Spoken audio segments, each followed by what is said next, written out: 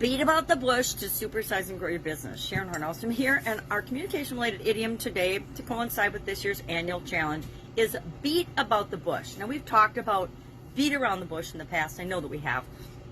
And this idiom is very closely related. It has a similar meaning, a similar origin.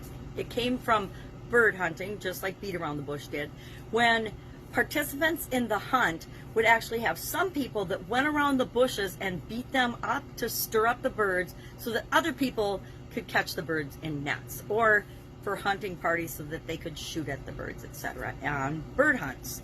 Now, what are some ways that we could use this? Well, what does it mean first? First, it means to talk about lots of unimportant things and not get to the point, to avoid talking about something, usually because you're afraid or you think it's going to upset somebody. So embarrassing topics, usually, in corporate America, it was always giving people feedback. Some people are great at giving and taking feedback, other people not so much. And so you'll have leaders and bosses in different organizations, and even in nonprofit or other organizations, are in situations where they will bring up all kinds of little things but not really talk about the main thing that they want to talk to people about.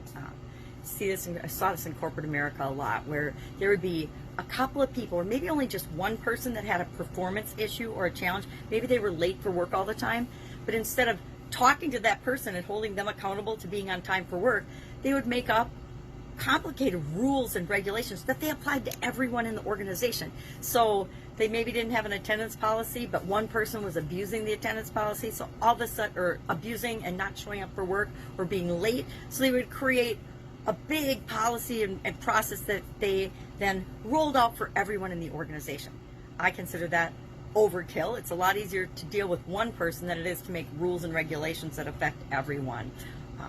So that would be an example of beating about the bush in practical applications, as I've seen it happen in corporate America. But I consider things like small talk beating about the bush. And sometimes they're building relationships and warming someone up for a conversation. But a lot of times, small talk, you'll see at networking events, it's just because people are nervous and afraid. So they're beating about the bush to get themselves more comfortable before they approach the topic of actually sharing their products and services and their business with other people. Even though that's what networking events are for. You're supposed to go, share your business, learn about other people's businesses, and then move on. So vague or euphemistic talk, avoiding answering questions is another example. We see this on television and in politics all the time, where a reporter will ask a tough question and the person they're asking it of doesn't want to answer it, so they'll put out all kinds of other things and try to divert attention to avoid answering the question. So usually it's to avoid embarrassing or difficult topics or situations, but and it's been around actually since the 1440s, even though it didn't appear in writing until a poem in, I can't even remember when it was. I guess the poem was created in the 1440s, but it didn't appear in print until, of course, probably the 17 or 1800s, when print communication became more popular. So what are some ways we could use beating about the bush in our business in a positive way? I will admit I am guilty of intentionally beating about the bush in difficult situations. Why? Because sometimes it's the appropriate behavior. Feedback, in my opinion, should be given one-on-one, especially positive feedback and praise in public.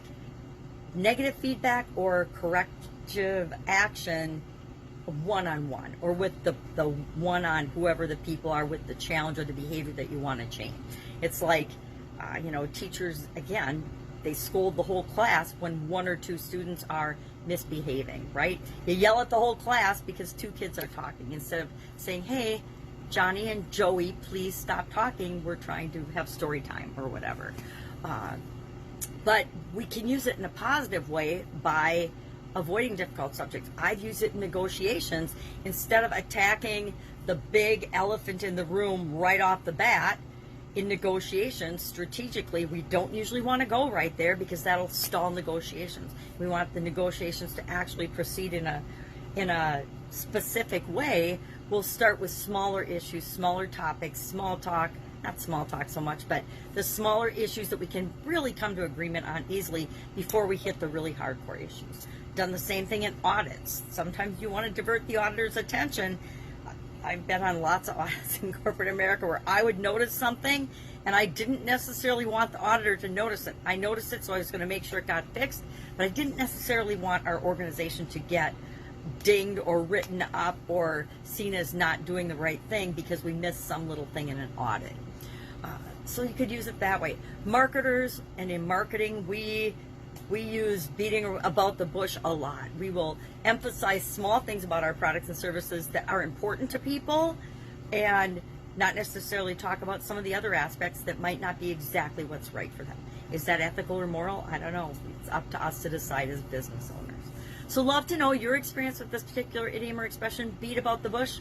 I beat about the bush sometimes because it's the appropriate way to approach a situation, but otherwise I'm pretty direct. I think direct communication is usually better, but there are situations, just like anything else in life, where a certain type of behavior is more appropriate. All right, have an awesome day. I will, of course, be with you with another communication-related idiom tomorrow and for the rest of this month. Have an awesome day. See you tomorrow.